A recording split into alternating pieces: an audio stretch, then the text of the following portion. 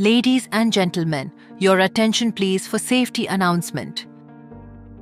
In the unlikely event of an emergency, please take a moment to locate the nearest exit door in this venue.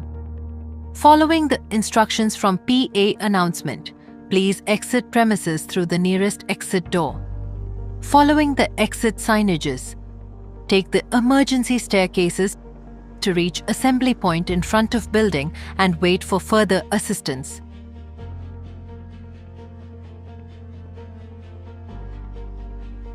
Please stay calm, avoid elevators and assist others when possible.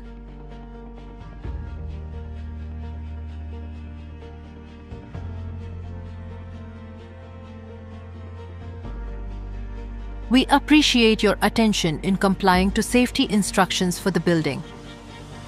Stay informed, stay calm, stay safe.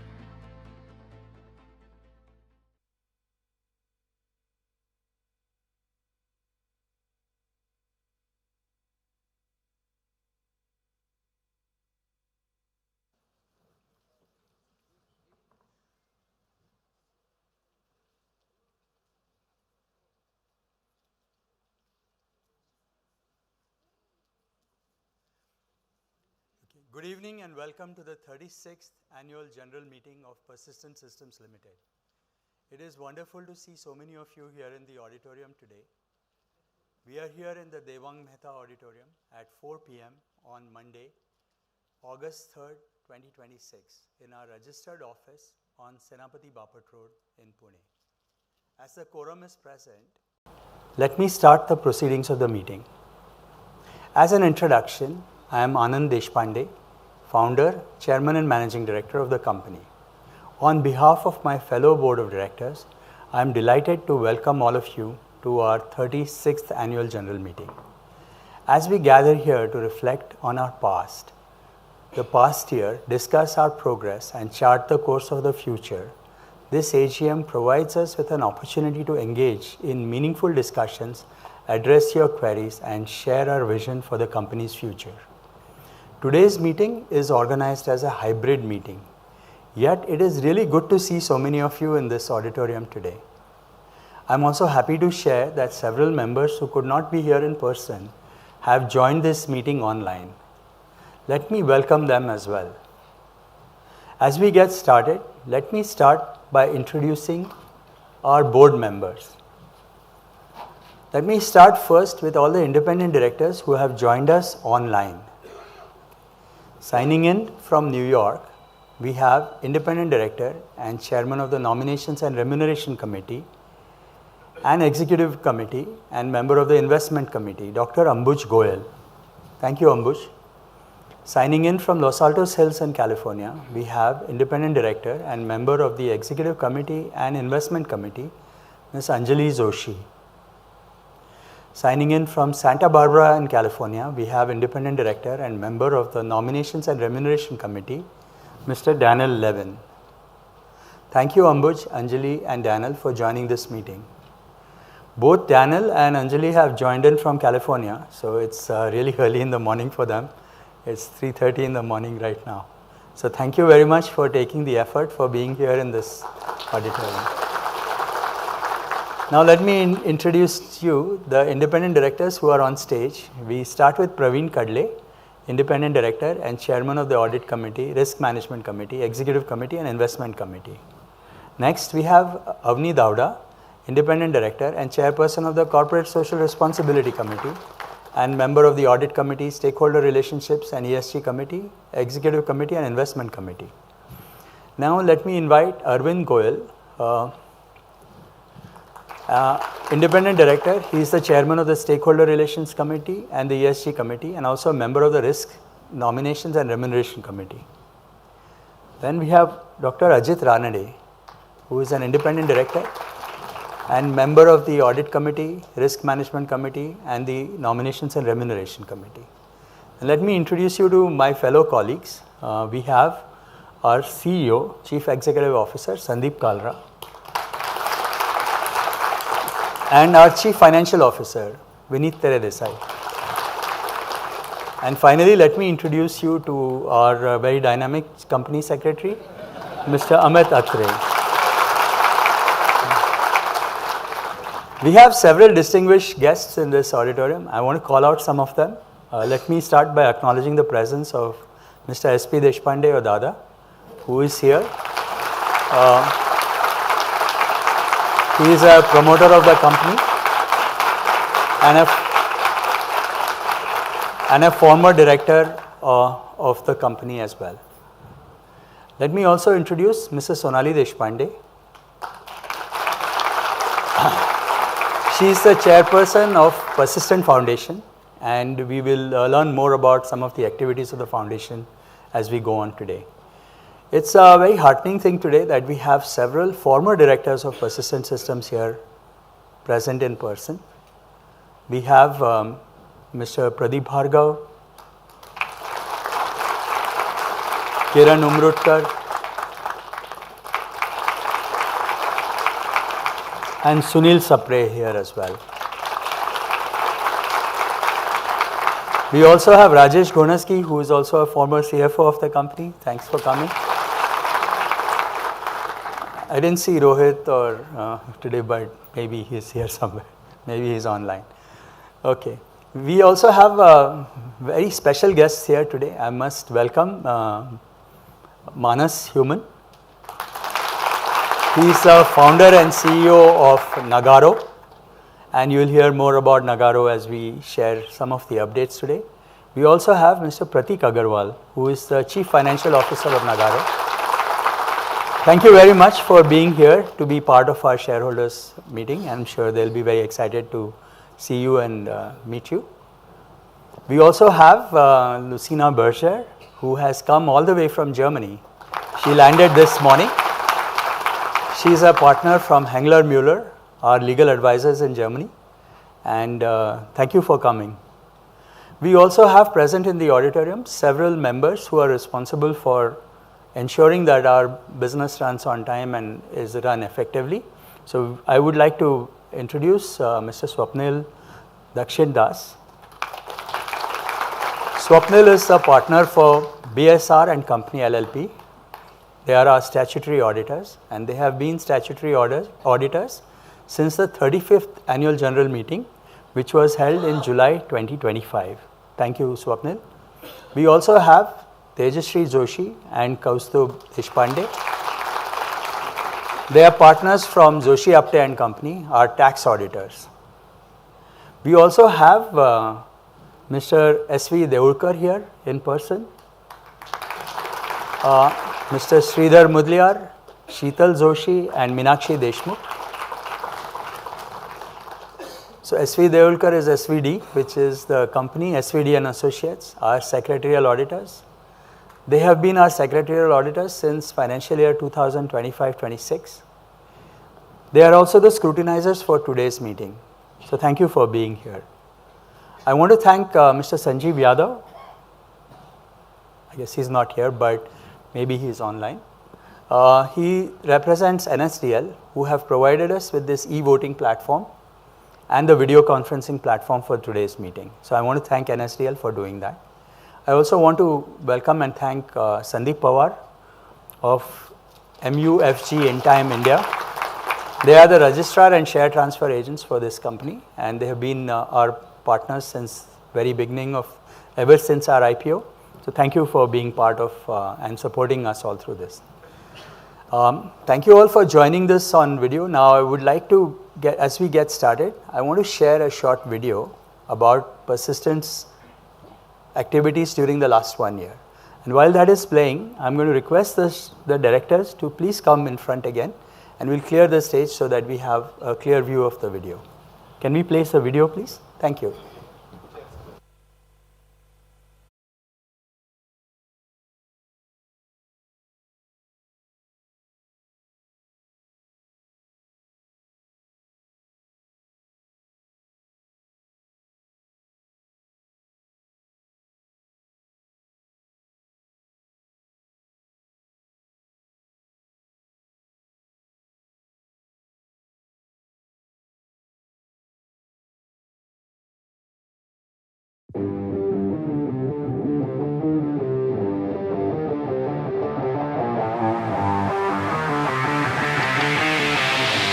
And it was a strong quarter from Persistent Systems. That's Persistent continuing on its high growth path, even in Q4, when most of the large cap IT companies reported a top line decline. Persistent Systems, which is in focus, it's reported what was a good set of Q3 earnings.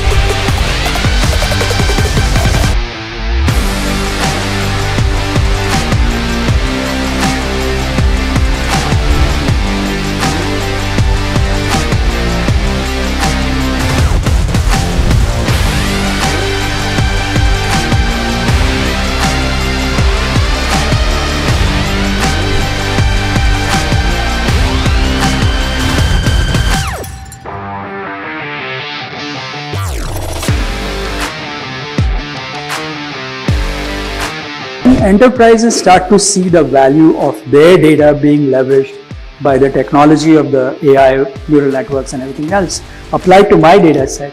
That is when breakthrough innovations will happen. The last several decades, we have earned the seat to the table. The right to win has to be continuously worked upon. So AI, while it will give us all the tools, it can make us much more productive.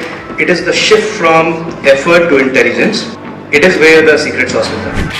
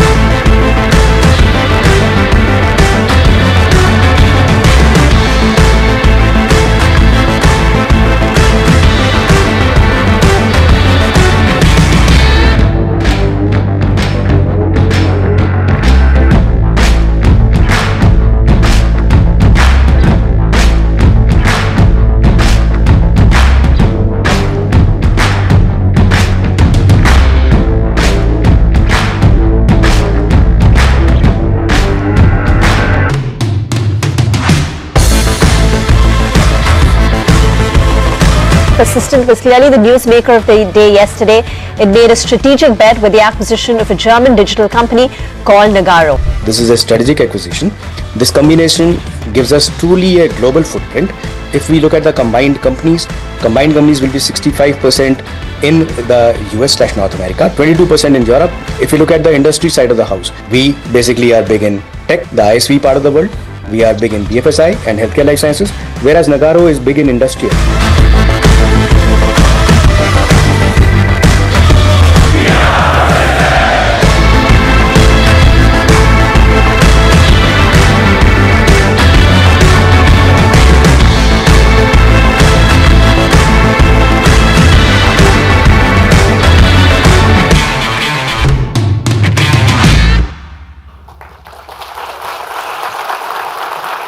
So it's been a very exciting year, as you noticed. So I'm going to read the chairman's statement. So dear fellow share owners, it's a privilege to share with you Persistent's 36th annual report. This is an opportunity for us to reflect on how far we have come, consider the changing world around us, and above all, acknowledge the trust that has made this journey possible. When we started Persistent in 1990, we had limited resources, but what we had was curiosity, determination, and a willingness to learn. We believed that if we remained useful to our customers and created value for them, then business would grow. More than 3 decades later, those fundamentals remain unchanged. Trust is earned every day, project by project, and commitment by commitment. Behind every customer relationship are teams working diligently to solve problems, meet commitments, and go the extra mile. Their dedication, professionalism, and care have helped Persistent earn the confidence of customers around the world. This year, artificial intelligence has become central to all business conversations worldwide. Like the internet and mobile computing before it, AI represents transformational technology, taking us beyond automation towards systems that can support interpretation, judgment, and decision making, and reshape how organizations operate, innovate, and compete. At Persistent, we believe enterprise intelligence rests on 3 elements: the core technology on which intelligence is built and runs, the business context that enables it to understand an organization, and the coordination layer that translates insights into action. The real opportunity lies in building an intelligent enterprise grounded in its own data, customer relationships, business processes, and accumulated expertise. Bringing these elements together responsibly and with appropriate attention to privacy, security, and governance will enable organizations to create differentiated and lasting value. This transition aligns very closely with Persistent's heritage and strengths. For more than 35 years, we have helped customers navigate major technology shifts by combining deep engineering expertise with an understanding of enterprise systems and data. Our role now is to help customers bring together technology, business context, and coordinated action, turning intelligence into meaningful outcomes. I am encouraged by how our people are responding to this moment. Technology changes rapidly. Judgment, creativity, integrity, and perseverance endure. The ability to learn, adapt, and solve meaningful problems has always been central to Persistent's culture. Institutions become stronger when learning is part of their culture. Persistent University and our broader investments in workforce capability remain important pillars of our strategy. The future will belong to organizations that learn continuously, and we remain committed to building one. In FY26, we continue to grow consistently, marking our 24th consecutive quarter of growth. This reflects the trust of our customers, the strength of our strategy, and the commitment of our people. I thank every employee for their professionalism, resilience, and the care they bring to work every day. I also acknowledge their families and the whose support makes these achievements possible. I remain deeply grateful to our customers. Many of these relationships have evolved over years and in some cases over decades. Technology cycles change quickly, but relationships built on trust, performance, and shared success endure. Growth also brings broader responsibilities. Our commitments extend beyond business performance to sustainability, governance, innovation, and community impact. Recognition through the Dow Jones Sustainability Indices and other ESG benchmarks reflects our effort to build a responsible, resilient, and sustainable business that creates value for all our stakeholders. What gives me confidence in the future is the quality of our people, the trust of our customers, and values that have guided us for more than 3 decades. Throughout our 36-year journey, our shareholder owners, all of you here, have remained true partners in Persistent's growth story. I deeply appreciate your trust and confidence. Finally, I thank our customers, partners, vendors, communities for the role each of you continue to play in the company we are building together. In the end, companies are built by people, relationships, and shared beliefs sustained over many years. We have been very fortunate in how we have been able to build this. As we move ahead to the next part of the meeting, let me invite our company secretary, Amit, to the podium to share more information about how to run this meeting seamlessly. Amit, please.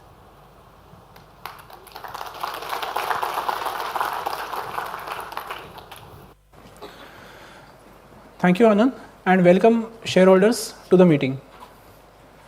I would like to inform the members that the annual report for the financial year 2025-26, notice of the AGM, the register of members, the register of directors and key managerial personnel, the register of shareholders of directors and key managerial personnel, the register of contracts or arrangements in which directors are interested, the register of proxies, a certificate from the secretarial auditors regarding implementation of ESOP schemes, and copies of newspaper advertisements about VC facility and AGM are available online and in physical mode for inspection by the members during this meeting.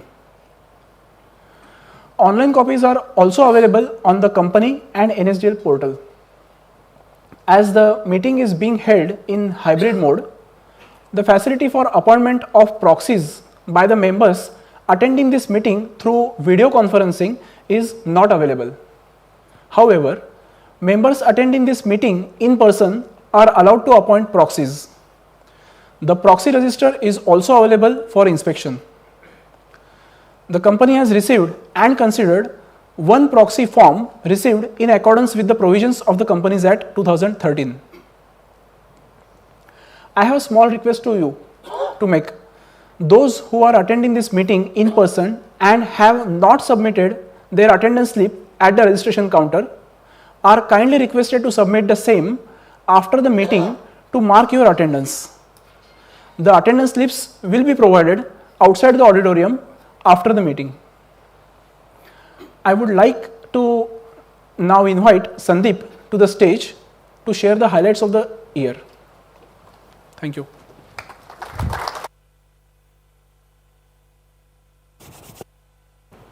Thank you, Amit. So before I start, I would like to welcome you all once again and for being our shareholders and for your support over the years. If we can have the next slide, please. So we would like to start with highlighting how the brand of your organization has grown over the last several years. Especially in the last year, we were recognized as the fastest growing brand in IT internationally. Let's see the video.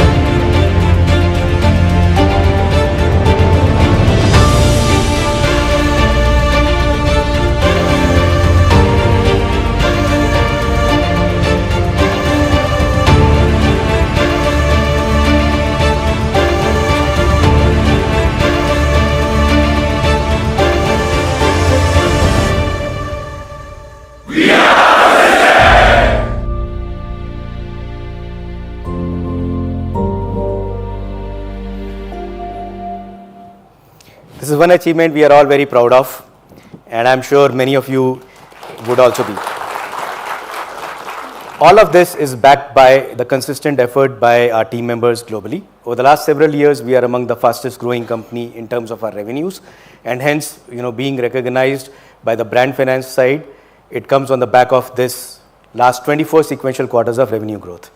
We also announced our results yesterday, and I'll talk a little bit more about it later, but that 24 just became 25, and we are confident of maintaining that growth trajectory going ahead. Now, if you were to look at it, this is in terms of the percentage growth year over year. It is roughly 17.4% growth year over year in dollar terms, and in rupee terms, it translates into roughly 23.5% on a year-on-year basis. From a profitability perspective, not just did we grow our revenue by, let's say, 23.5% in rupee terms, we grew our profitability from an EBIT and PAT perspective by 31.5% and 33.2%, which meant basically we operated better and more efficient as the year went by. We are also proud to say, as we have gone by through the year, our total team strength today stands at, for the financial year end, stands at 27,500 plus. We also added 3 new locations: Estonia in Europe, which becomes a new delivery location for us; Abu Dhabi in the Middle East, where we are trying to expand our business with the different institutions, including banks and other local companies in the Middle East; and in China, where we have started servicing global customers as we win more global contracts. Just to remind all of you, here is what we do for a living. We work across 3 different industry verticals: software high tech, where we are working with the likes of Microsoft, Amazon, Google, IBM, Salesforce, doing work with them, as in doing work for customers with them, and also doing product engineering for all of these in their own way as customers to us. The second big segment for us is banking, financial services and insurance. So whether you look at the largest global banks, or you look at some of the largest banks in India or in Europe, they are customers to us, and we do a bunch of work for them across product development or platform development, data analytics, or even things like managing their AI infrastructure as we move ahead. The third large segment for us is healthcare life sciences, and when you think about healthcare life sciences, many of the equipment that you may use for doing diagnostics, whether it is blood work, whether it is things at a higher end in hospitals, bedside and so on, that segment to pharma, to payer are nothing but insurance companies, large insurance companies in the US and so on, and providers which are large hospital systems. We are very proud to say your company works with 2 out of the 3 hospital systems in the US, and we have touched their systems right from acquiring the patient through the life cycle of monetizing the patient journey and providing services to them over the last 15 years. So if you look at the Fortune 500 side of it, we count 20 of the Fortune 50 and many more among the Fortune 500 as our customers. Our largest customers happen to be among the Fortune 5 from a healthcare perspective. From a technology perspective, IBM happens to be our largest publicly known customer. So whether it comes to technology or it comes to healthcare, some of the world's leading brands work with us, and we provide services to them for many, many years. While we provide services to our customers, there's an ecosystem that we leverage. These are the largest technology companies in the world which bring technology, whether it is cloud, data, now generative AI or agentic AI to market. We count Microsoft, Amazon, Google, IBM, Salesforce as our technology partners overall, and in the data domain, we count Snowflake and Databricks and many more as our partners. And these are partnerships that we have nurtured over the years, and when we go in front of customers, we go jointly with many of these partners. Let me show you a video of how Microsoft, right from their CEO Satya Nadella to their senior folks, talk about us in public forums.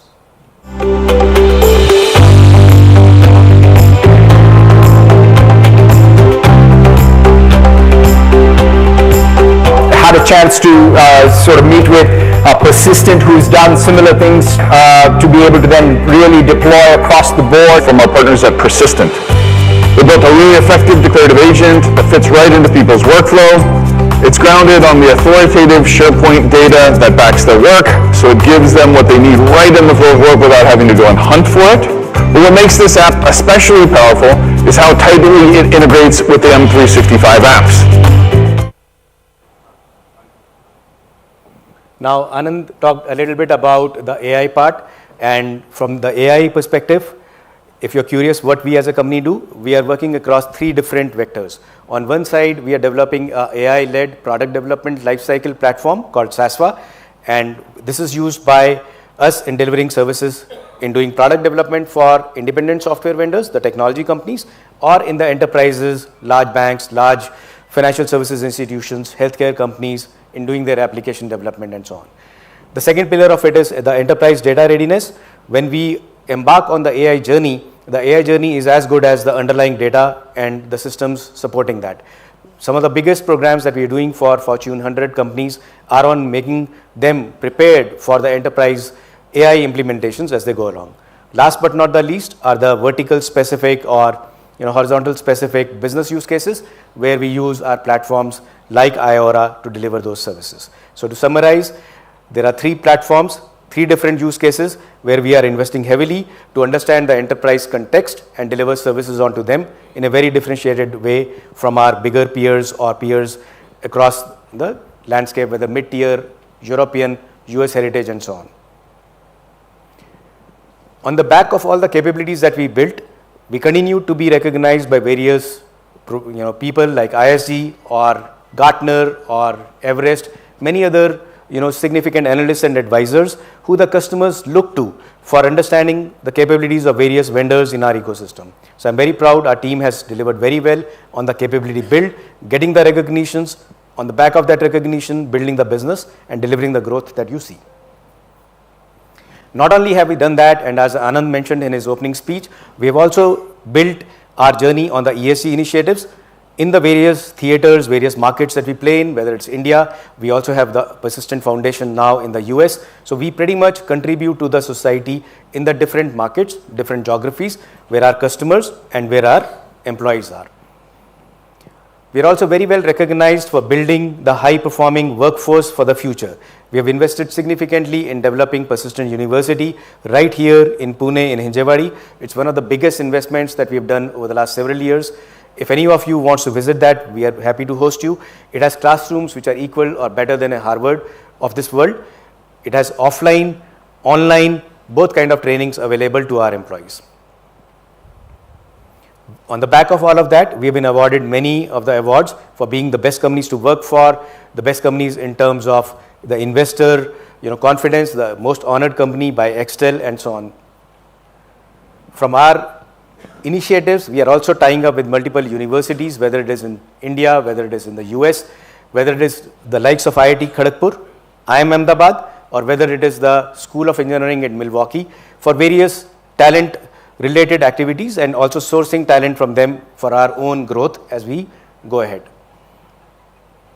Some of the other things that we have invested in deeply are in our client relationships. We have tied up with universities like Dartmouth, where we have taken our senior management from our customers for understanding what is happening in the AI world, having them not only listen from the academia, but also from their peers and our leadership in forums which are very curated, small, and which encourage cross-pollination across industries of ideas from our customer base. Similarly, we have worked with the Major League Cricket in the US. Like you have the IPL in India, cricket is becoming famous in the US, and we are the AI reimagining partners for the SF Unicorns, which is one of the bigger teams in the US. On back of all this, we have won several recognitions for our leadership. Anand has been recognized as for the Lifetime Achievement Award at CNBC TV 18. Similarly, Anand has won multiple awards. This is just a representative set of awards, whether it is the SEEP Award here in Pune and being named as the best CEO and multiple more. So just to conclude, all of this progress is what has translated into another year for us in FY26 in terms of sustained business performance. We have also announced our results for Q1 27. This is the first time we are doing our AGM after announcing our Q1 results. Usually our AGMs were done before. So let me also recap what we have announced yesterday as our results for Q1. So for Q1, I am proud to say we have continued our growth journey. We have delivered among the best result in our industry from an Indian listed or even a global landscape.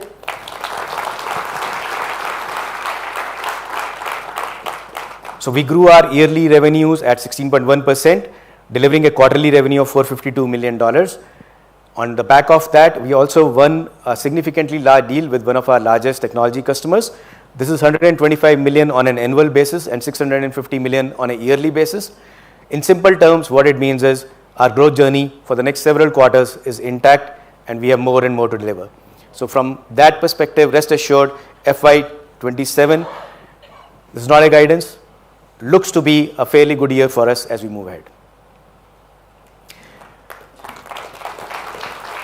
So if you were to look at what we have said so far, we delivered a very good year in FY26. We've delivered a Q1 which is good from a revenue perspective. We have delivered good bookings from Q1 perspective that will lead to good revenues in FY27. And now we are looking for the next. How do we build the persistent of the future which will last for the next 5, 10, 15 years? And that's where we are proud to say, and Manas is here, Prateek is here. We are happy to join hands with Nagarro. And I must say this is not a company that was looking for being acquired. We looked around, we wanted to grow our capabilities, we wanted to grow our footprint in Europe and many other geographies. We scouted in the market for the companies that we could look at partnering with for our building our future. And that is how we approach Nagarro proactively, and I'm proud to say we have been able to make it work, and we look forward to building our next, a very comprehensive global company, $2.9 billion in revenue, 46,000 professionals globally. As we come to, obviously regulatory approvals and other things have to be done, but as those happen, we'll be a truly global company with a much bigger footprint, multiple verticals added like industrial and consumer, capabilities like SAP, etc. extended to us and vice versa.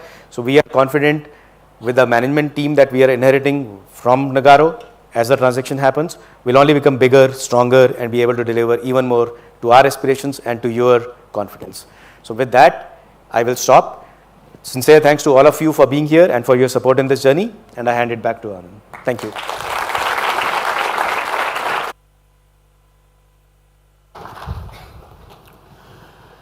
Thank you, Sandeep. It's been really exciting to see the growth of the company and all the work that we did during the last year. Now let's move to the next part of the meeting, which is the business segment of the annual general meeting. The notice convening 36th annual general meeting, the director's report, the audited financial statements for the year that ended on March 31st, 2026 have been with you for some time. Therefore, I take them as read. There are no qualifications or observations in the auditor's report to the consolidated and standalone financial statements for the year that ended on March 31st, 2026. So they are not required to be read here. So we'll keep moving. The secretarial audit report does not contain any qualifications or observations. So it is not required to be read. There are 12 resolutions for your consideration today, and I'm going to read them out one by one. The first 4 resolutions are proposed as ordinary businesses and are being voted as ordinary resolutions. The first one, to receive, consider and adopt the audited standalone financial statements of the company for the financial year ended March 31st, 2026, the reports of the board of directors and auditors thereon.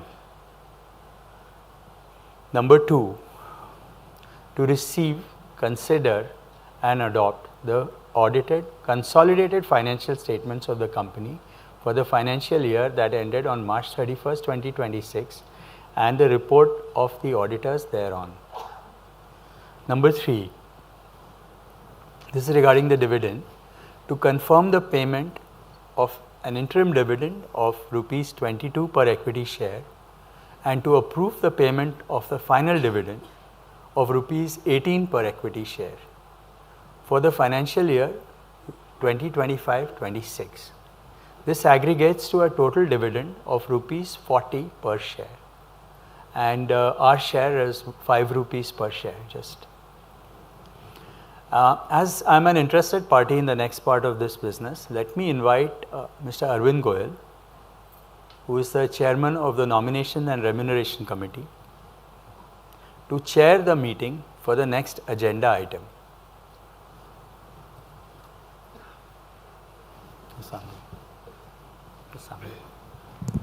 Good evening, everyone. The resolution number 4 is to consider the appointment of Dr. Anand Deshpande, Chairman and Managing Director, who retires by rotation and being eligible offers himself for reappointment. Now I request Anand to chair the meeting for the next agenda. Thank you so much. The next 7 resolutions are proposed as special businesses and will be voted as special resolutions. So let me start with resolution 5. To appoint Avni Davda as independent director of the company, not liable to retire by rotation, to hold office for her second term of 5 consecutive years from December 28, 2026 to December 27, 2031. Number 6, to reappoint Mr. Arvind Goyal as an independent director of the company, not liable to retire by rotation, to hold office for a second term of 5 consecutive years from June 7, 2027 to June 6, 2032. Next, we have resolution number 7 to reappoint Dr. Ambuj Goyal as an independent director of the company, not liable to retire by rotation, to hold office for a second term from June 7, 2027 to October 31st, 2031.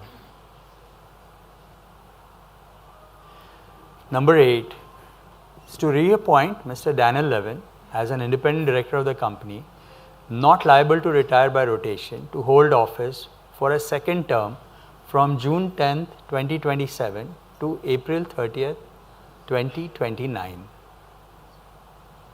Alright, now let's move to the next set.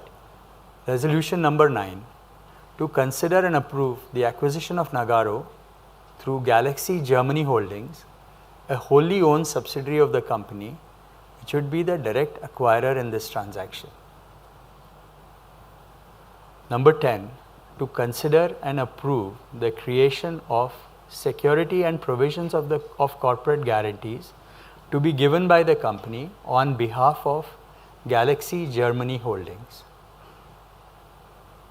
Number 11, to consider and approve the creation of a charge, pledge, hypothecation and or mortgage by the company in respect of the loan given to Galaxy Germany Holdings.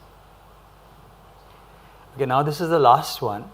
The next resolution is proposed as special business and is being voted as an ordinary resolution. So for this, it is to consider and approve the material related party transactions that we've had. Now we are coming to the most exciting part, which is the Q&A section. So to help me assist through this process, let me invite Rajshri to stage. Hi Rajshri. Thank you, It's all Anand. yours. Good evening, dear shareholders. Today, we will be taking questions from speaker shareholders who have pre-registered to speak at the AGM and are joining us virtually. We will also be taking questions from the shareholders who are present here in the auditorium. For shareholders attending this meeting online, you may post your questions in the Q&A box anytime during this meeting. You may also ask your questions on X, formerly known as Twitter, with hashtag PersistentAGM2026. We will read out questions received through the Q&A and X feed during the meeting. We will collate your questions, group them into categories, and answer them by category. Let me take you through some instructions to facilitate your participation in today's meeting. Since this meeting is hybrid, we will be switching between speaker shareholders joining virtually and between the shareholders in the live audience. We will also be reading out questions we receive from the Q&A and X feed. For speakers joining virtually, we will call out your name and unmute your audio, so please look out for your name. If there is any trouble with the connectivity at the speaker's end, we will ask the next speaker to ask their question. You will be placed back in the queue and we will try to call you again once other speakers complete their turn. We will request the speakers to be crisp and to limit their speech to 3 minutes. Please note that the company reserves the right to limit the number of shareholders asking questions depending on the availability of time at the AGM. With that, let's go to the speaker shareholders who have registered to speak and have joined us virtually. Our first speaker shareholder is Jaideep Bakshi. Yes, sir. Please go ahead, sir. CEO and key managerial person, myself Jaideep Bakshi, connecting from the city of Kolkata. First of all, I convey my thanks to our company secretary Amit Ji for giving the opportunity and entire secretarial team for keeping in touch before this start of this AGM. So the initial speeches along with the video clippings was very much informative, and congrats once again for the performance, which is well highlighted in page 16 of our annual report. And thanks once again for the dividend also. How we are strengthening the capabilities in this AI era, the current revenue driven by these AI-led projects and pipeline for the AI-led engineering solutions for the next coming 2 to 3 years. What are the initiatives to drive diverse and scale operations in this emerging market? And what is our client retention rate and how are we positioned from our peers? And continue with your persistent foundation and the CSR activities and return to the society is always great. And congrats once again for the awards which you have received and also for the environmental stewardship which is mentioned in page number 37 and also sustaining the carbon neutrality. Thanks for the opportunity, and I've supported the resolutions and continue with our growth momentum in the next era of technology with digital trust. Thank you, sir, for the opportunity. Thank you, ma'am. For your question, sir. The next speaker shareholder we have is Samrat Sarkar. Yes, sir. Please go ahead with your question. Am I audible? Am I audible? Yes, sir. You are audible. Okay. Good evening, everyone. Thank you for this opportunity, and thank you for consistently delivering beyond our expectations. I have the following 4 questions. Number 1, I had earlier read that Persistent had a revenue target of $5 billion by FY31. Is this taken into consideration for the new Nagarro acquisition, or now the goal stands revised? Number 2, where do you see your operating margins to sustain in the midterm after the accounting for the Nagarro acquisition? Number 3, what was our employee attrition rate in FY26? And lastly, you have mentioned about a shift towards a non-linear platform-led economics. So can you throw some light on what that implies? That's it from my side. My best wishes to all of you. Thank you so very much. Thank you for your question, sir. We will now take questions from our shareholders here in the audience. Please raise your hand, and if you have a question, our team will get you a mic. And the only request I have is please state your name before you ask the question so we can capture where the question came from. And 1 second. Okay, so we have Mr. Vinayak Bapat, who has volunteered to start the question off. Can we please get a mic over here, please? Thank you.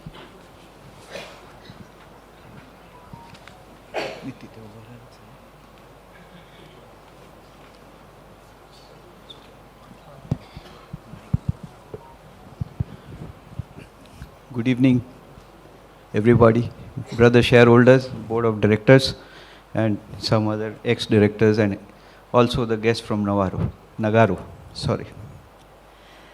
As shareholder, it is my duty to kind of bring to the management's attention the concerns that shareholders typically carry, which have not been probably addressed here in the book annual report given to us, maybe for a strategic reason or whatever which management knows best. But I am confident that under Anand's leadership, we will have very forthright answers forthcoming, either here or a little later. Now, there are 2 resolutions for the accounts. One is for standalone accounts and the other one is for the consolidated accounts. Before we take those, I thought I should also add a few things which need your attention. Undoubtedly, this is the moment Persistent was built for. This is a phrase from the chairman's thing. As they say, our time has come now.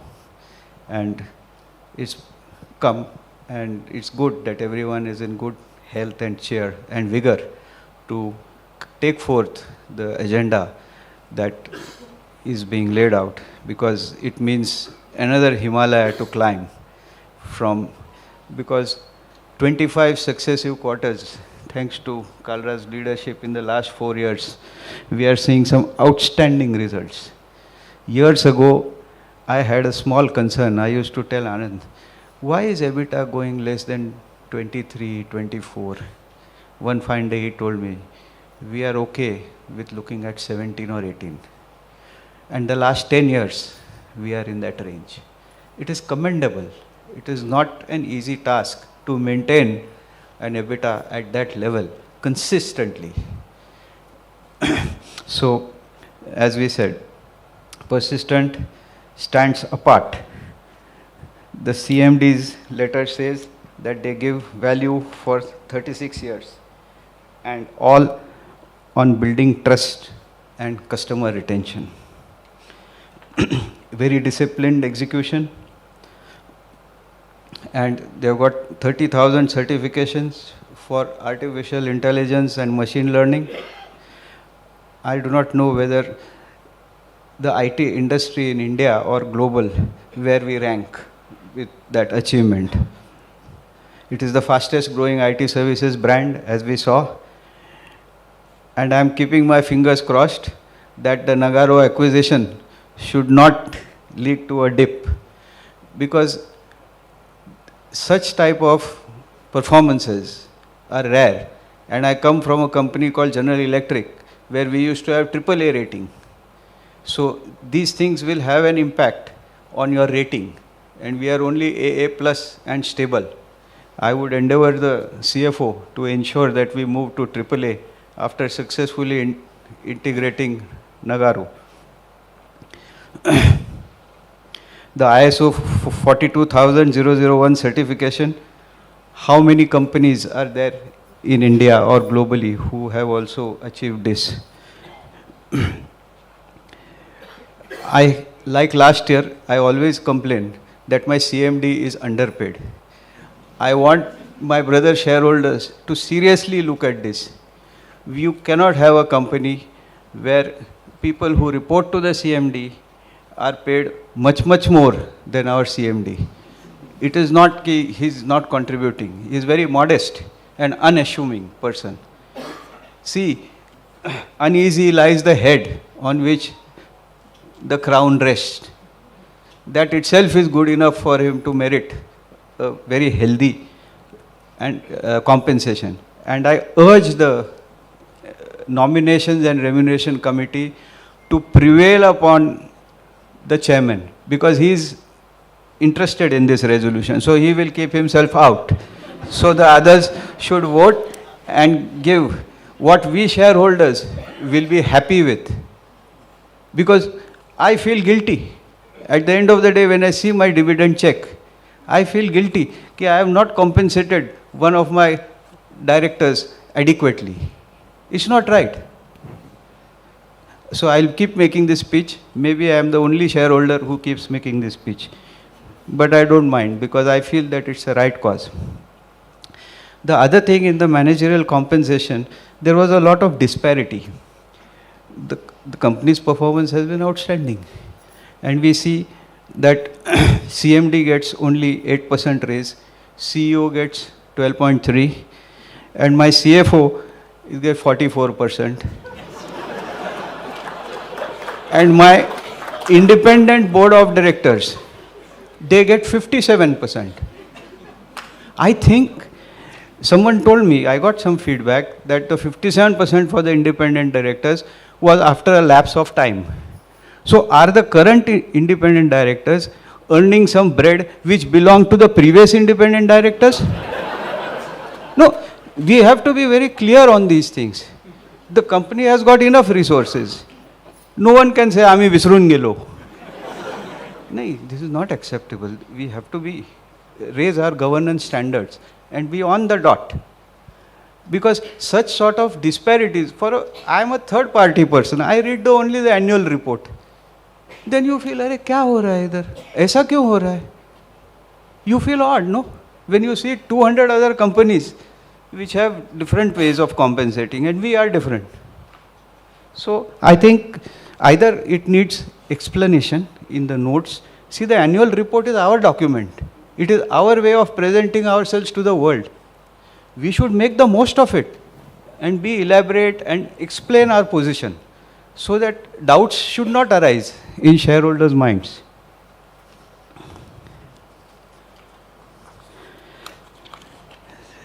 I like to share with my other shareholders. I compared Infosys, TCS, HCL, Tech Mahindra and Persistent.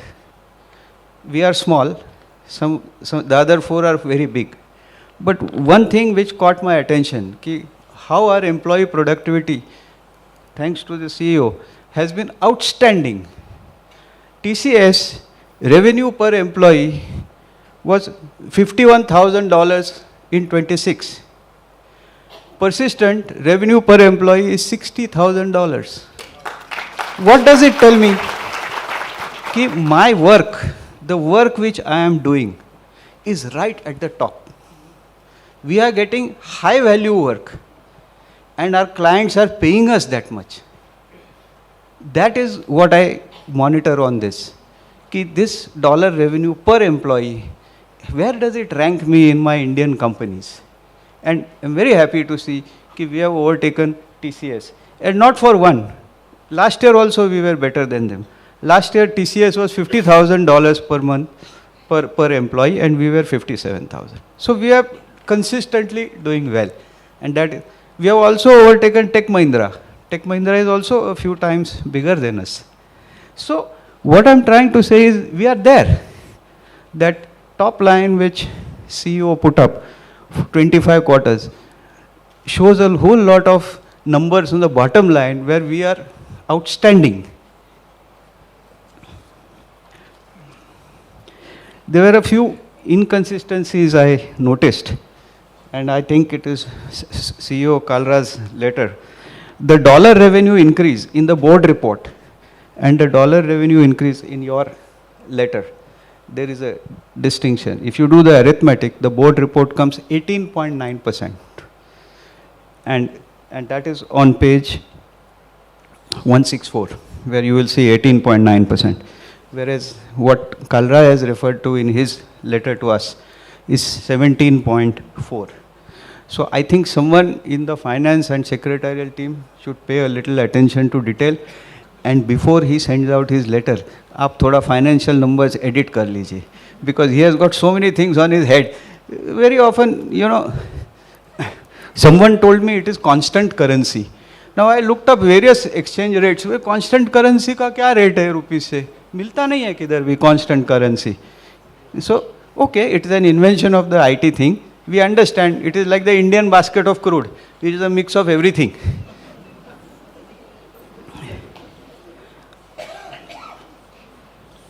So this was one important one. I brought it to your notice. No offense meant, my friend. Your contribution has been super outstanding. Now one request. You see, a concern which I mentioned to both company secretary and chairman, we are at the cusp of a large acquisition. We cannot let him go. So the shareholders should say, we would like to have his term extended for another 5 years with his performance bonus now linked to the Nagaro delivery. It's been good, and I'm quite hopeful that he will stay with us. But that's the need of the hour. Now, immediately my dividend got reduced by ₹5 per share. Now, someone will say, "Arey, aisa kaisa ho gaya?" But you see, the board, when people sit in the board, inherently thinks, "Arey, Nagaro hai, 16,000 crore ka debt lega, abhi uska interest itna aega." But more than the interest, watch out for currency depreciation. The euro has depreciated by 37%. I've got the numbers, 16% in this quarter.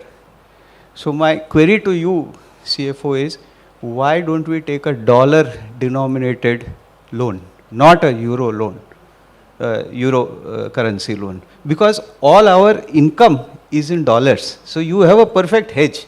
You don't have to hassle yourself, cross currency, tangdi mein tangdi hai and all that. Don't get into that. Please, it will be a good savior. And Kiran Umrutkar is here. He's a bank treasurer. He's a Guruji on foreign exchange. Kiran Rao, Zara, please give guidance. Zero regulatory fines. Amit, you and the other regulators who were too good, too good. It's a pleasure to come here and participate in a company like this.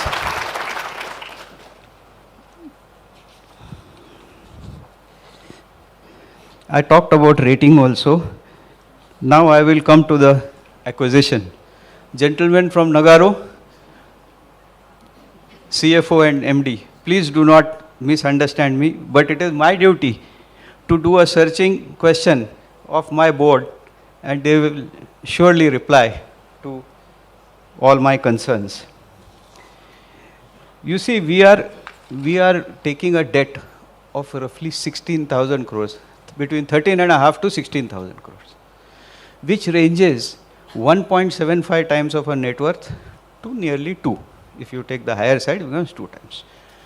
Now, as any banker or anyone would say, 2:1 is the maximum. Yeah. Beyond that, you call it over leveraged. Now, we need to work with our analyst community and try and ensure that in the interim, in the 6 odd months, till we consummate this and till the revenue stream starts coming. That is why everyone is seeing is believing. When the revenue comes, everyone will say, Kalra is the best CEO in the whole world. It's a fact, na? Till then, you will say, Arey, itna debt hai, ye hai.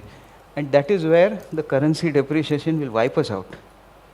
16,000 crores is a lot of money. Even if you take a 10% depreciation, it will knock us out. It's a lot of money, 1,634 crores. So I really want to there's a saying, sales or revenue, top line is for vanity, EBITDA brings you to sanity, and the reality is cash. So we have to convert this acquisition into as good a cash flow as Persistent. Because it's not for lack of effort. We have an option, not Navarro, but we can invest in people. It may take longer, but the run rate is so good. The run rate, thanks to his team and you all put together, is very good. Q1 results were fantastic on top line, were fantastic on EBITDA. But I think we had a FX loss. So that really dragged down the entire profit. But FX loss is a cash outflow. So our debt equity will be hampered. It leaves us very little room for any other, either a bad calamity or something. We have no headroom to borrow. We are so tight. So we should look at some innovative financial instruments by which this indebtedness also. Remember Dhirubhai and Reliance Petroleum. That is all a hint. If you need details, I'll help you. I'm always here. I'm a shareholder, but I'll help you. Productivity. Productivity, we are better than Nagaro. The revenue per employee, EBITDA per employee, PAT per employee today is good. So one feels, ki why Nagaro? I think the management has to be a little more forthcoming. Maybe you are bound by some obligations or something, but if I have the satisfaction that the cash flows from Nagaro will take care of the interest and the currency depreciation, this is a win-win. If the management is convinced on it, the audit committee is convinced on it, I think this is a good proposition. Otherwise, I was really concerned with all the debt equity and things which going on. And we have 3 or 4 living examples. I need to share them. One is HDFC Bank, HDFC merger. From 1500 rupees, HDFC Bank for last 4 years is so much down. We are not a group, we are a one company, this thing. So we have to ensure that our share doesn't get hammered. Not to say that all of us trade in it, but still, if the share is at its peak or somewhere in that vicinity, everyone's comfort level is high. Second is Suzlon. There was a company from Pune which bought a German company for integrating. 7 years later, they had to sell that company. And that resulted in Suzlon's huge dip. Otherwise, it was very promising wind energy company. We have to learn from that. Another thing is JLR. When JLR was acquired by Tata Motors, the bankers to JLR ring-fenced JLR, saying that dividends, this, that, other from JLR will first be used to fund JLR. Hence, Tata Motors today is in debt and JLR is okay. If you see the two balance sheets and P&L, you will notice that. And fourth is also Chorus from the Tatas. Praveen Kadle might help you, but what I as a shareholder have seen and what we have badgered, when Chorus was bought by Ratan Tata, it was 24 million metric tons of steel. Today it is hardly 7. And there's nothing left of Chorus. It's been dismembered and dismembered and dismembered and dismembered and sold off. So these are lessons that corporate India has gone through. We have to learn from them, and we should ensure that we carefully steer our way and stay away from it. With these few words, I rest my case and thank you for a patient hearing.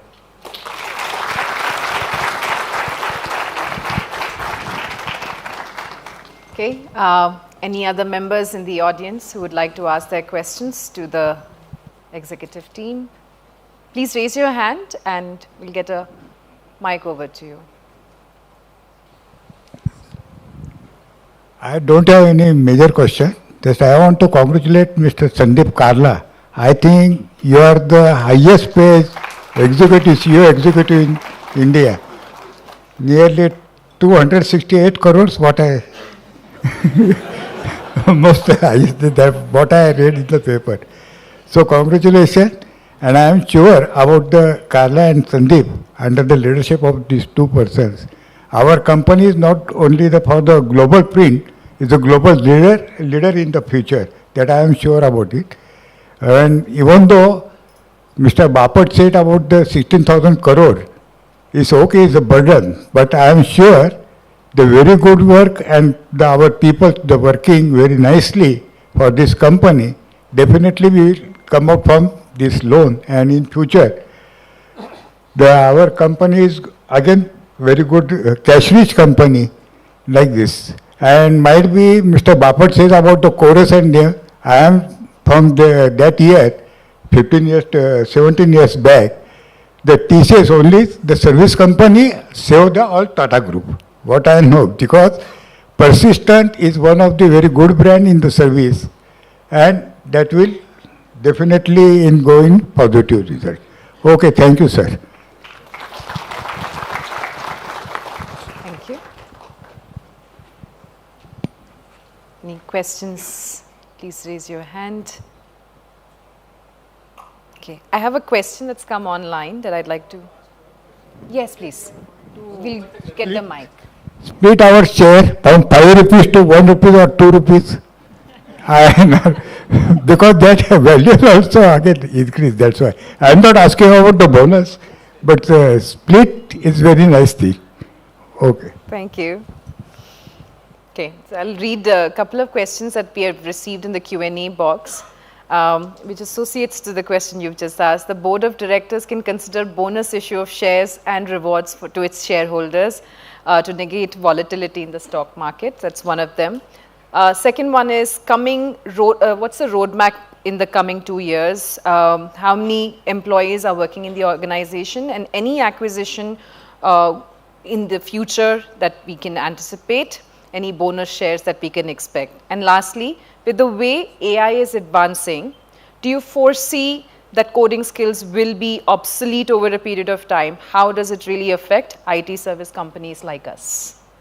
And I'm willing to go back to the audience in the auditorium and see if there are any questions here.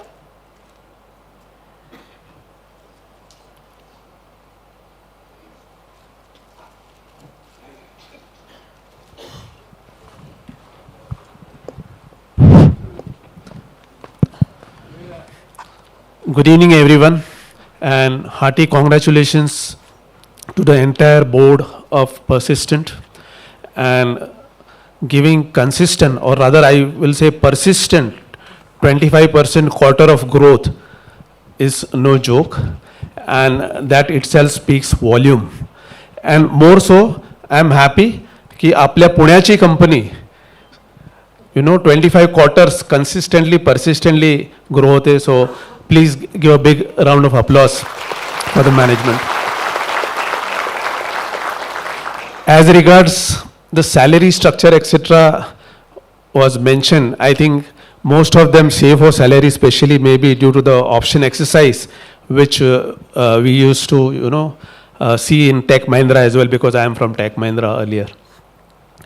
Thirdly, I would like to say regarding Nagarro, if you can throw some light that what is their cream of business, how we will like to integrate it, what are their systems and processes, because in all the acquisitions which we undertake, the culture also matters. So how we are going to integrate the culture. I'm sure all things must have been thought of, and I'm very confident that it would be taken care of. And also the number of subsidiaries which it has, the number of branches which is had. I'm sure some of the subsidiaries may be, you may be already having a subsidiary in that region or territory or geography, and you may like to rationalize this as well, because that will save some dollars, and every dollar helps. Thank you so much. Thank you for your question, sir. Hello. Hello. Go ahead. My name is Sneh Kumar Shahani, and I am attending this AGM for around 12th or 13th time. So I had some observations. Yeah, so first of all, since last 25 quarters, there has been tremendous growth. So I remember around 8 to 9 years back, most probably Mr. Vinayak Bapat had made a statement that EBITDA is very low, so this company may not run for next 2-3 years. So that, I think this is answered with this last 25 quarters of growth. So I am sure the Nagarro acquisition will also be handled well.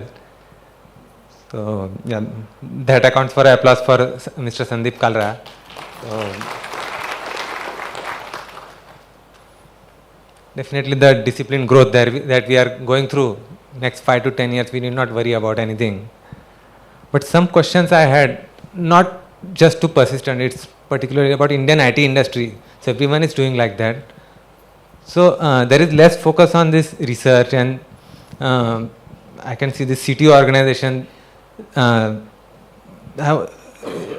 TCS and all these big companies of the world, they don't have this kind of research-oriented CTOs. So in Persistent also, I have observed that in last 1 year there was no CTO, and now we have some CTO. So how much investment we do in disruptive innovations that may yield after 5 to 10 years?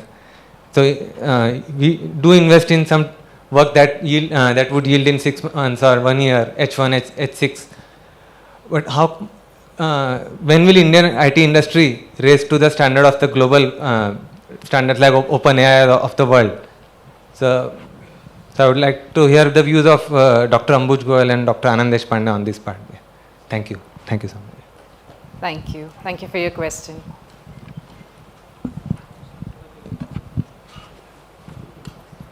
नमस्कार. आपल्या समोर मी मराठीत बोलणार आहे. सर्वांना नम्र विनंती. माझे नाव समीर केंगरे. आज आपण पर्सिस्टंट कंपनीमध्ये वार्षिक ॲन्युअल मीटिंगसाठी आलेलो आहे. त्याबद्दल मी चेअरमन साहेबांचे तसेच CEO साहेबांचे खूप खूप धन्यवाद करतो. आणि आपल्या कंपनीतले सर्व एम्प्लॉय असेल, शेअर होल्डर असेल, सगळ्यांचे आभार मानतो. कंपनीने आपल्याला सातत्याने ग्रोथमध्ये नेलेली आहे. आणि सरांनी आत्ताच सांगितलं TCS कंपनीचे एम्प्लॉय जेवढे रेव्हेन्यू जनरेट करतात त्यापेक्षा आपल्या पर्सिस्टंट कंपनीचे एम्प्लॉय आपल्यासाठी भरपूर रेव्हेन्यू जनरेट करून देतात. त्यामुळे सर्वांचं खूप खूप धन्यवाद मानतो. आता माझा एक क्वेश्चन आहे. आपल्याला सर्वप्रथम आपल्या जर्मन पाहुण्यांचे आपल्या कंपनीतर्फे स्वागत करतो. आणि परत आपल्याला जी नागारो कंपनी भागीदारी म्हणून कंपनीने आता घेणार आहे त्यासाठी जे भांडवल उत्पन्न करणार आहे ते फ्रेश इक्विटीमध्ये करणार आहे का दुसरं ऑर्डर काय आहे त्यासाठी एक आपला प्रश्न आहे आणि असेच आपण कंपनीचे हातभार लावून पुढे कंपनीला ग्रोथमध्ये नेऊ. धन्यवाद. Thank you. Thank you for your question. Okay.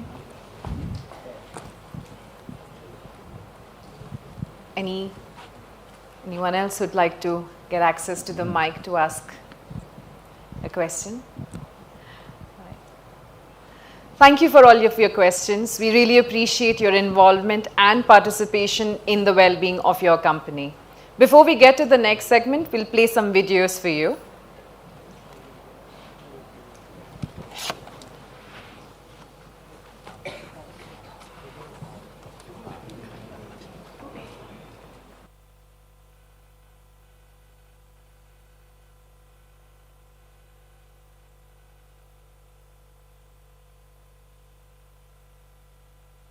Cricket has always been about what happens on the field. The decisions, the pressure, the momentum. And now, technology is helping uncover patterns we've never been able to fully see before.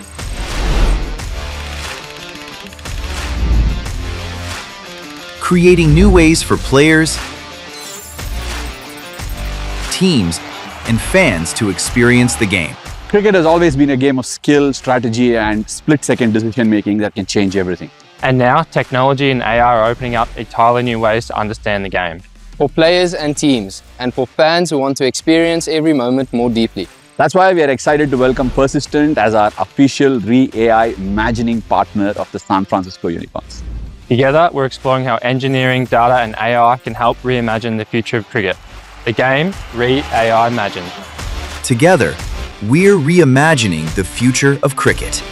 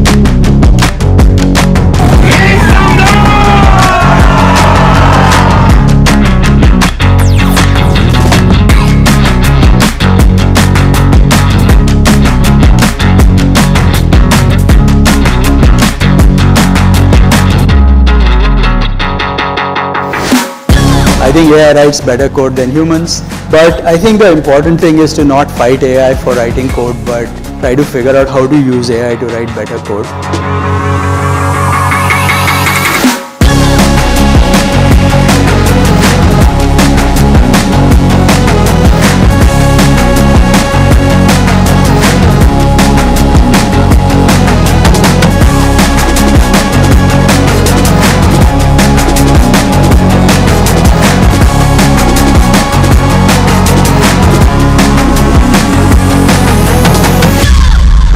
We are the torchbearer. We were the challenger. Today we are the reference point.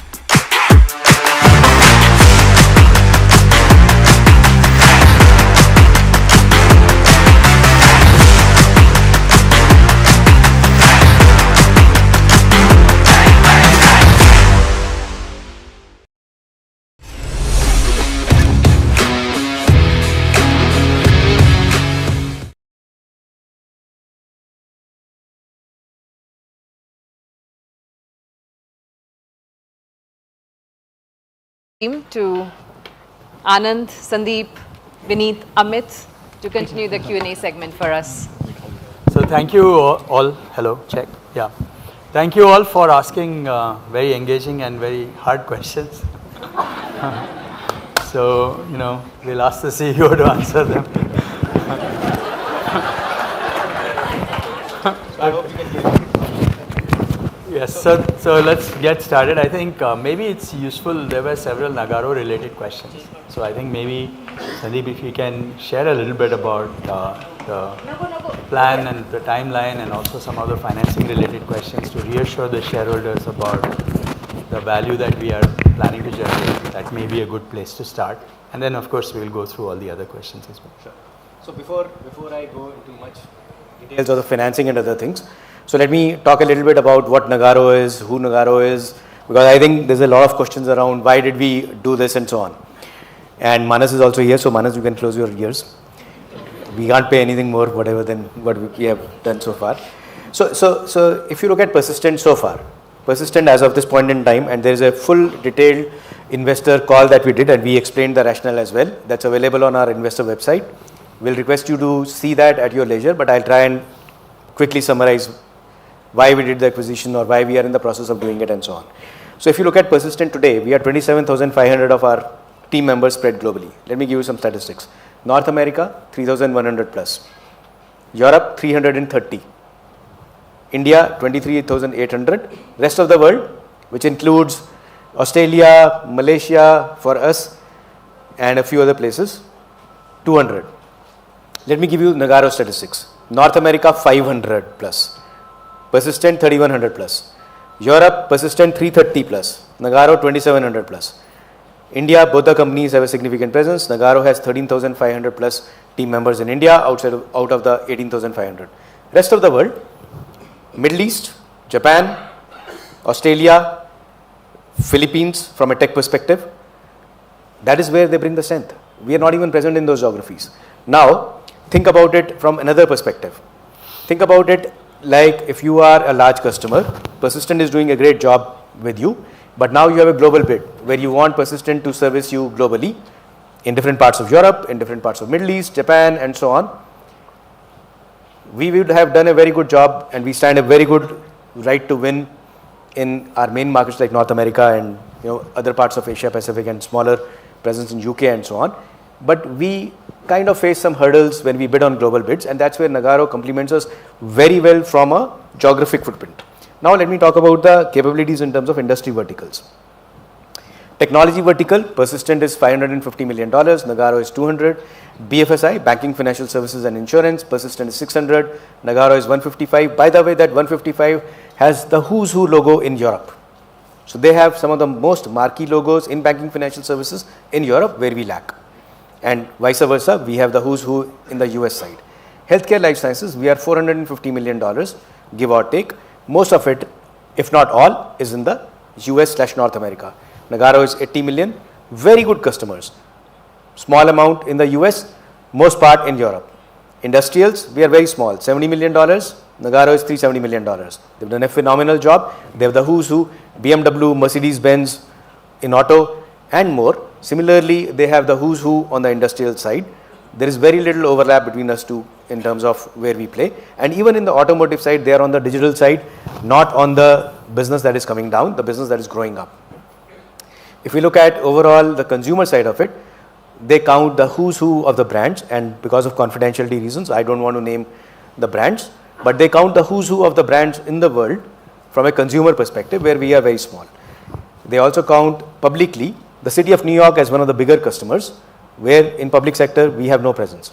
So if we were to look at combining the two organizations, the kind of customer logos that we have, there is very little overlap between the two companies, but the marquee logos that both sides have are phenomenal. And even if we were not to open one single more customer and we were to service these customers with the capabilities that we bring together, it is impeccable. Now, also from a risk mitigation perspective, as shareholders, you should know 81% of our revenues come from North America, predominantly US. If I look at the European revenue, it's about 8.5 to 9%. We have been saying we want to grow that to 15% aspirationally. We have grown Europe in line with our company's growth, which is phenomenal. but we have not been able to grow it disproportionately. And that's where Nagarro and our combination, now we become 62 to 65% depending on which quarter you're looking at in North America. Europe is 22% from the 8.5-9% that Persistent has. The rest of the world, Middle East and Turkey put together upwards of 70 million. Japan, Philippines, other places, India and Australia, all of this put together, now we become 16 to 17%. So the two companies bring a lot of complementarity, and from even what we have seen, the quality of people at Nagarro is equal to Persistent, and from culture perspective, both are entrepreneur founded, very good culture. In terms of R&D, there was a question. What we have seen in the limited diligence we can do with a public company, they have phenomenal capabilities in the areas that they have invested in. So we are very convinced from our perspective, and we have from a scale perspective, if you look at the last 4 years, we have not done anything at scale in terms of an acquisition. We have been saying for the last 4 to 5 years, if you go and listen to our earning calls or see our earning call transcripts, we have been saying our aspiration is to do a scaled acquisition in Europe, business in Western Europe, delivery in Eastern Europe. We also get a scaled Romania center, center in Poland and other places. So rest assured, as our investors, you have supported us. We have taken a very practical call, and we'll give it what we got, and that's a commitment we have from the Nagarro side as well. So we'll let it pan out, and hopefully we'll deliver the same kind of returns as we have done over the last several years. With that, I'll hand over to Vineet. I think let me add one thing related, and maybe you should talk a little bit about the timelines of where things happen. So we need shareholder approval and several other approvals in India and also in Germany. It's a listed company in Germany. So it will take some time for the entire process to complete. It was already mentioned that it could be in the last quarter of calendar year or first quarter of the next calendar year. So, but by the end of this financial year, we'll have everything all sorted out. So that's one thing to note.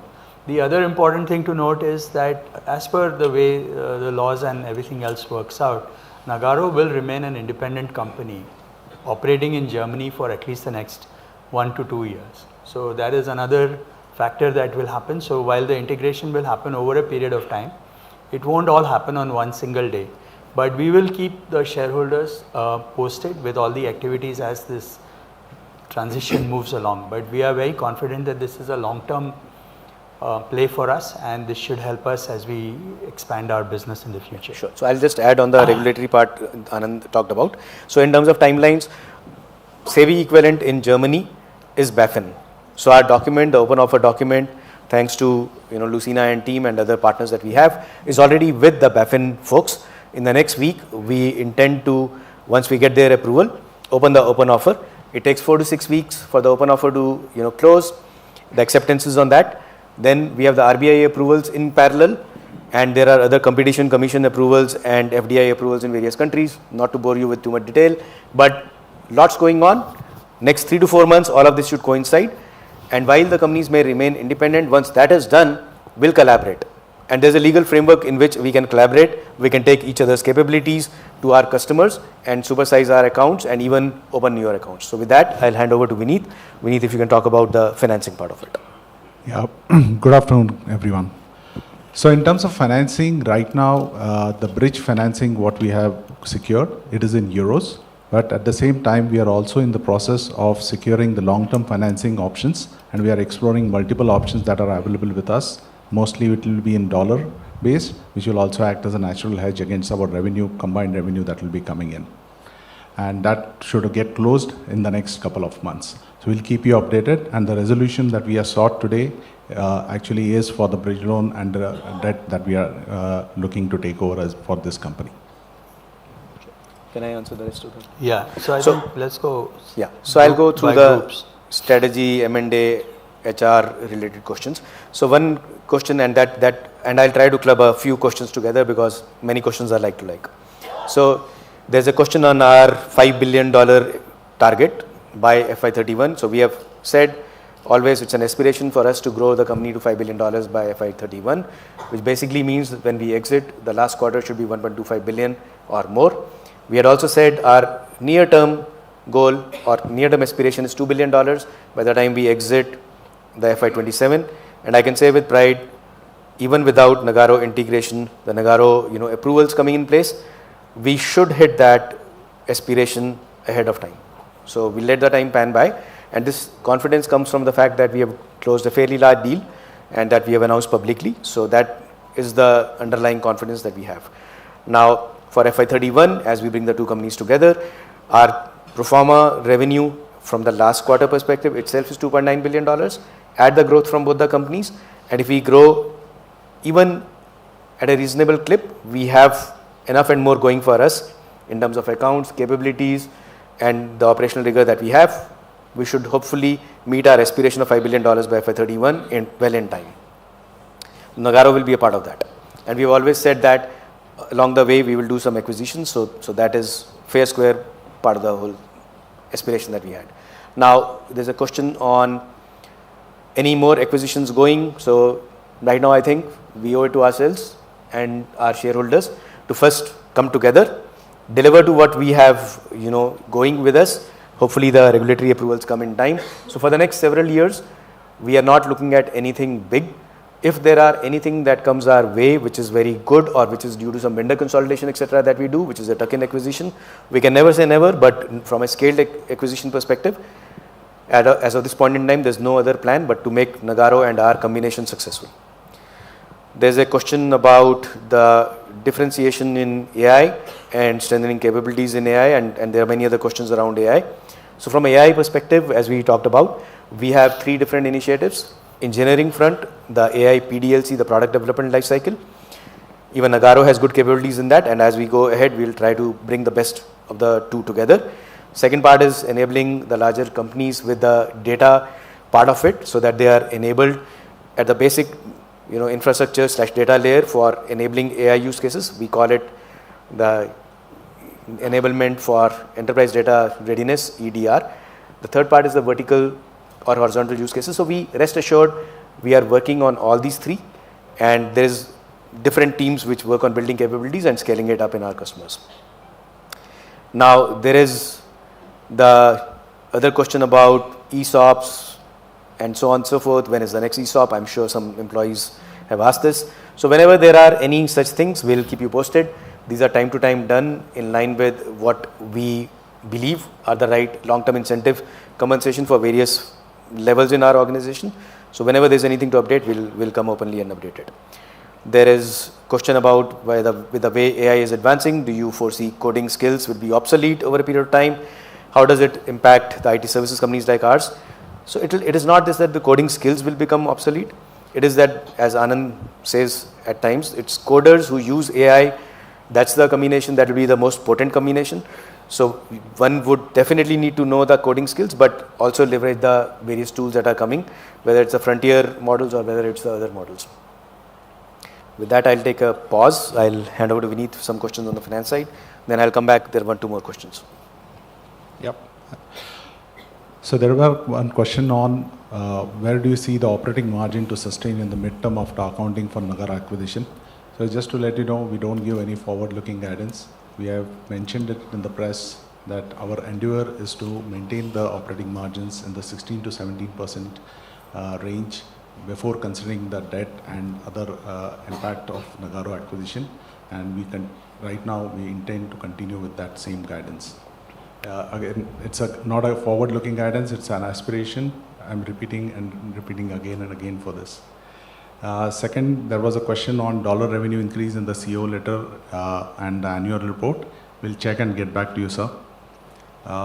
Third, I think so there was one last question which I already addressed the questions on the loan, but there was one question on cash flow of Nagarro. Should they take the depreciation? Right now, we'll not be in a position to comment on anything about Nagarro's financial till the open offer is closed. So there is a question about how many employees are working in our company. So as of this point in time, as of June 30th, 28,640 employees in the company. There was a suggestion on bonus shares and rights and so on. So I'm sure our board will take it on. No, so let me say that this is a discussion that we have every board meeting, and at the right time we will definitely do this. Yeah. But honestly, it's a little bit of a mechanical exercise as well, and at the right time we will definitely do that. We have, as you know, have had a bonus issue last few years back, and also a share split from 10 to 5. So we'll take a look at it. With that, I think we have answered most of the questions, if not all. So, is this cricket one? Yeah.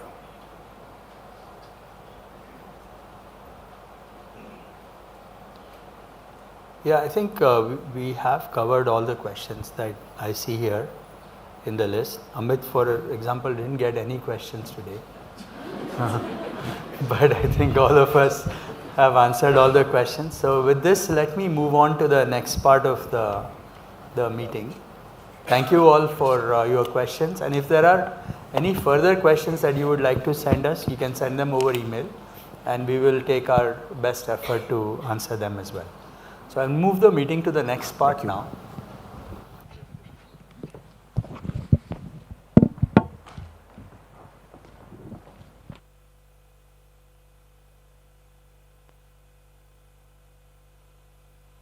Session is over. Amit.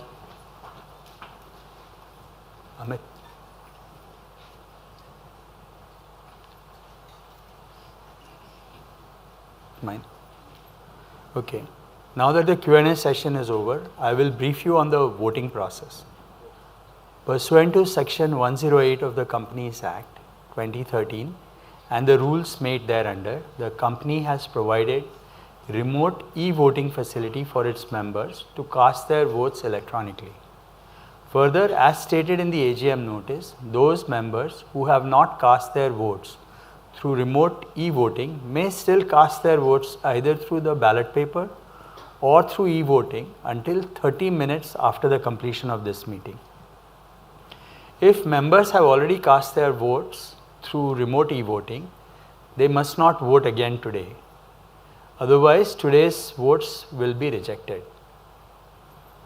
The Board of Directors has appointed SVD and Associates, practicing company secretaries from Pune, represented today by Mr. Sridhar Mudliar, as the scrutinizer to ensure the fair and transparent conduct of remote e-voting, venue voting, and e-voting during the AGM. Members who desire to cast their vote can do so after the meeting either through electronic mode for members attending the meeting online, through electronic mode by using computer machines that are arranged outside the meeting hall where company volunteers are available to help you, or through the ballot paper by depositing them in the ballot box. Okay, now let me request the scrutinizer, Mr. Sridhar Mudliar, to take the ballot box and confirm to all of you that it is empty. Can you, yeah, right, that's good. Okay, now I'm requesting you to kindly lock this box.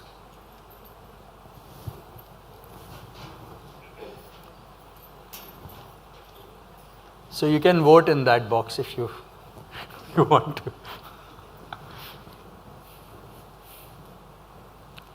Okay, the scrutinizer will submit a consolidated report on remote e-voting, venue voting, e-voting during the AGM, no later than 2 working days from the conclusion of this meeting. Once the scrutinizer submits the results, the company will immediately communicate them to BSE and NSE and then upload them on the company's and NSDL's website. The results will be also posted on company's notice board at the registered office as soon as they are declared. Subject to receipt of the requisite number of votes, these resolutions will be deemed to be passed as of the date of the meeting, this meeting, that is August 3rd, 2026. Okay, now I'm glad to announce, so we are done with this statutory section. As we move to the last segment of this, I'm really delighted to share that Persistent Systems, we take our social obligations very seriously. And as responsible social citizens, we have earmarked funds from our net profit for donation to Persistent Foundation for social causes. Before we do this, let me have you see a short video of some of the activities of Persistent Foundation. Can we please?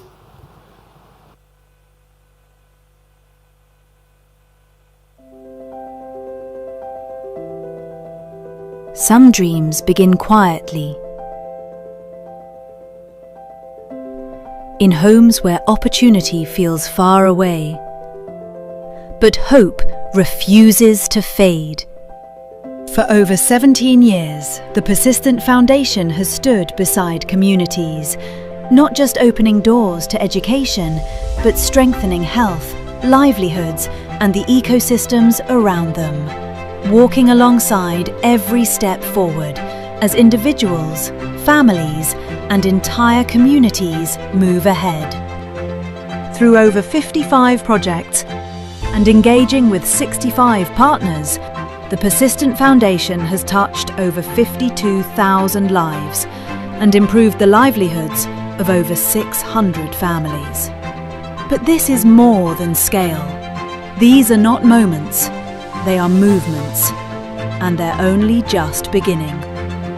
The Persistent Foundation has been working across 4 pillars.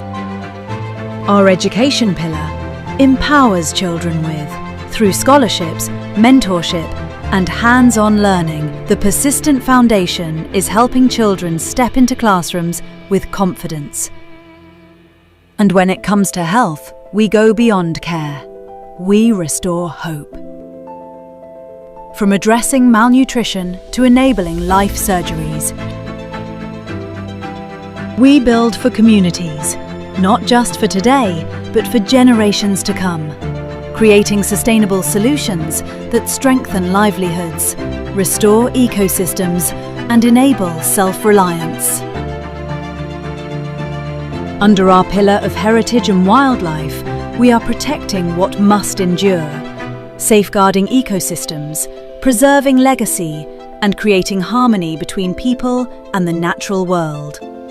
Through these steps, preserving the stories, the heritage that define us. This is beyond impact. It's about transforming what life feels like every single day. These are deeply personal victories. Because when a community comes together, it doesn't just support lives, it rewrites their future. Behind every life changed are over 10,000 people who chose to show up, giving more than 11,500 hours of their time, and over 3,000 plus employees chose to provide financial aid. And as these stories take root, they begin to travel beyond borders. With a newly found presence in the United States, our journey of giving finds a new home extending the Persistent Foundation in the places we operate. Through our 3 pillars, we are rooted in the same belief that communities grow stronger when we show up, with intent, with empathy, and with action.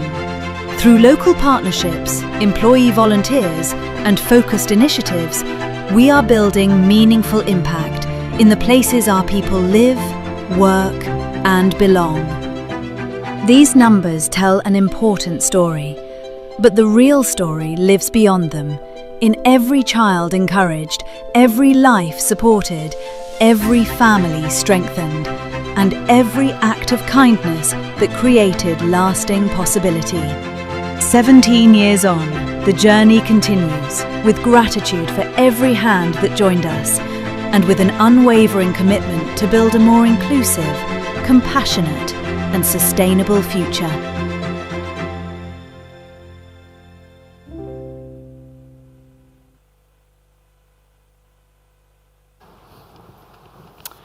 It's really wonderful to see the impact of Persistent Foundation. So let me now move to the part where the average net profit of the company, within the meaning of Section 135 of the Companies Act 2013, for 3 consecutive financial years ended on March 31st, 2026, is considered for determining the prescribed contribution towards CSR initiatives. This amount is being donated to Persistent Foundation, which will further deploy these funds towards committed CSR activities. Let me first invite Avni Dauda, Independent Director and Chairperson of the CSR Committee, to come on stage, and also invite Mrs. Sonali Deshpande, Chairperson of Persistent Foundation, to kindly come on stage.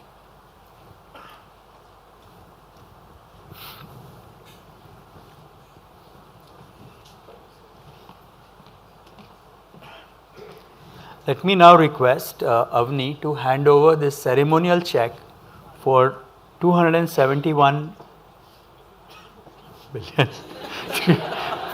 271 million 300,000 rupees. Okay, 27 crore rupees is what they say.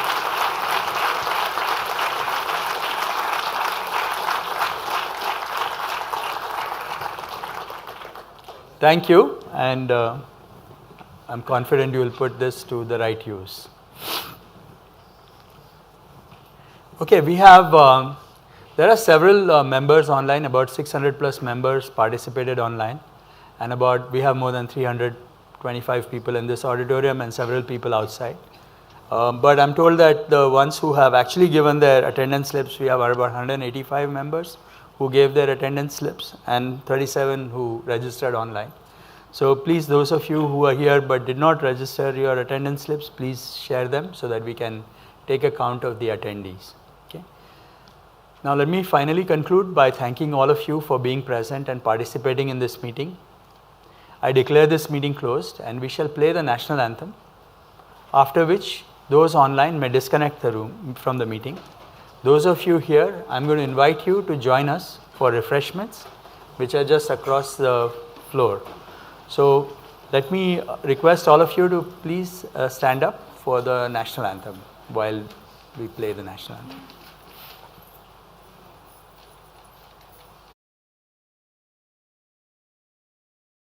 Jana Gana मन अधिनायक जय हे भारत भाग्य विधाता पंजाब सिंध गुजरात मराठा द्राविड़ उत्कल बंगा विंध्य हिमाचल यमुना गंगा उच्चल जलधि तरंगा तव शुभ नामे जागे तव शुभ आशीष मांगे गाहे तव जय गाथा जन गण मंगलदायक जय हे भारत भाग्य विधाता जय हे जय हे जय हे जय जय जय जय हे